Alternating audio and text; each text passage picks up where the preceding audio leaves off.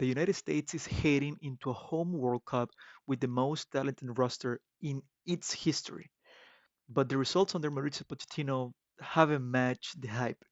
Losses, inconsistencies, and tactical growing pains have raised a real question. Can Pochettino actually build a team capable of competing with the world's best in 2026? My name is Alejandro Mendez, and today we break down the United States main national team. We're going to break down their tactical identity and what Pochettino is really trying to build.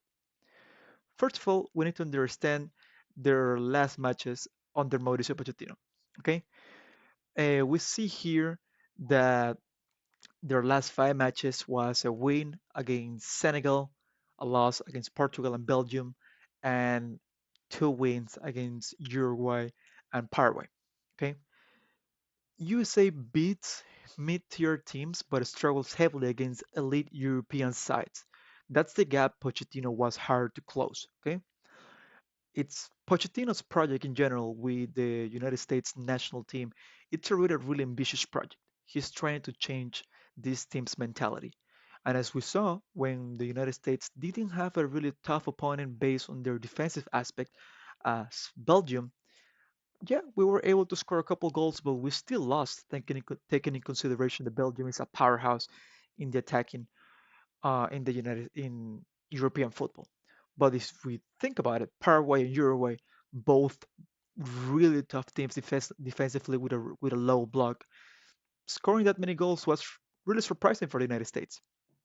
Now, Pochettino is using a really big mixture in formations. Okay, we started with multiple changes, but he feels more comfortable recently with his Tottenham and his Chelsea structures. We see here a 4-2-3-1 that sometimes will change into 4-3-3 in a low build-up. Okay, this is consistent with his historical style at Southampton, Spurs, and PSG. Okay, but with the United States, he's trying to create a different project. His last matches and the matches that he was actually successful was with a 3-5-2 structure. Okay, sometimes shifting into 3-5 or 2-3-5 high build-up, as we saw in CONCACAF. Okay, under Pochettino, the US team has shifted into a 3-5-2 or a 3-5 early in his tenure. He understands some problems and how he can work with the players that he has.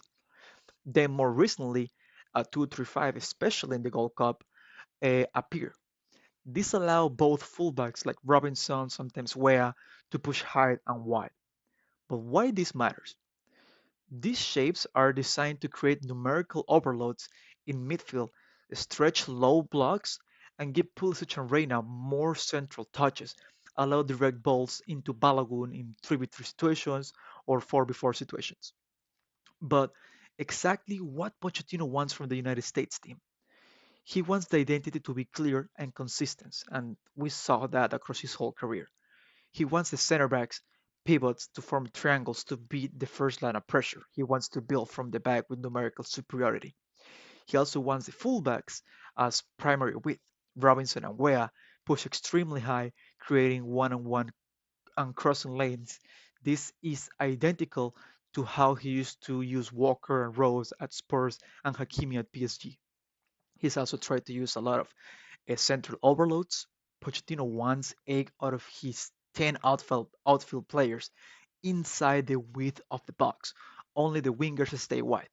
This shortens passing distance and speeds up circulation. He also is known for his rotations. He wants to rotate everywhere.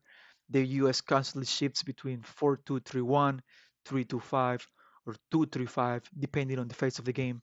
And this is designed to confuse low blocks and create third man combinations. But what have been the US problems so far? We struggle, of course, with high press. When we play against Canada, they forced 20 high recoveries against the US and suffocated their build-up. This raises concerns about facing elite pressing teams in the World Cup. Now, we also are facing some over-reliance on the wide overloads. Against compact teams like Panama or Paraguay, the US couldn't play through the middle and rely on crosses. This becomes really predictable. Okay, and third, the defensive transitions with both fullbacks high, the US can be exposed in 3v3 or 4v4 counters, a recurring issue under Pochettino's PSG and Spurs. Now, what we want in this 2026 World Cup for the US. We understand that we have a big concern based on the national team. We're not completely sure if some players are going to arrive fit or if other ones are going to just get injured and we might not have enough depth to be covering some spaces. Now, what we need to understand is that some of the things that we need to try to look for is faster central combinations. The US needs to trust the midfield more instead of defaulting wide. This has been an issue recently, taking into consideration that Johnny Cardoso now is injured, and we don't really understand who is going to be playing in the midfield. Now, we also need to understand that we want to play with a stable double pivot. Okay, Adams, Musa, or McKinney must stay staggered to create passing lanes, okay, across this central area to Pochettino's systems, okay? So as we see here in this blueprint, what we're trying to understand is just based on the situation that the players are going to move around, even if it's McKinney, Adams, or Reyna in the middle, we're trying to always find a free man with Pulisic being able to receive the ball, passing it back, okay, or Balogun even acting as a nine. Also, we need to understand that Reyna in this type of place is going to be really important. We need to understand that the midfield is going to be really important in this World Cup. Now, we also need to understand that we need to find a clearer role for Pulisic. He must be allowed to drift inside as a second 10, similar to Son at Spurs. This unlocks the attack. Okay? In this situation, we don't need to play Pulisic just as a false nine or a regular striker. He needs to be able to drift inside. Okay, that's where Pulisic is really strong in that 10 position or just drifting in or sometimes creating that box in the middle to create a superiority in the midfield so Balogun can attack those wide balls or Robinson or in some cases Freeman as we have seen. Okay, the US is a team that surprisingly speaking is really offensive.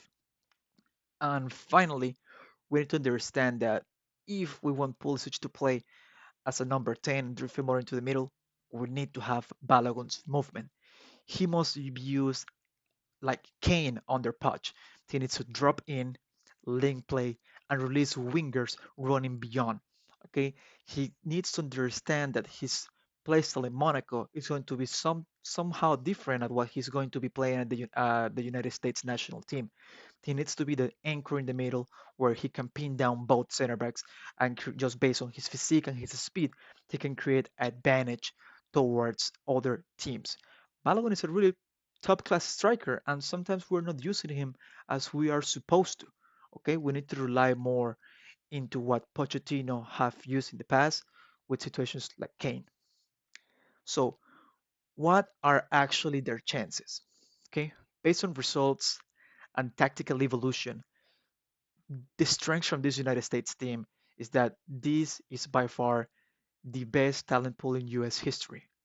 We have elite fullbacks for Pochettino's system and a manager with Champions League pedigree. Home field advantage as well, that is huge in most situations. But now, we also have some clear weaknesses.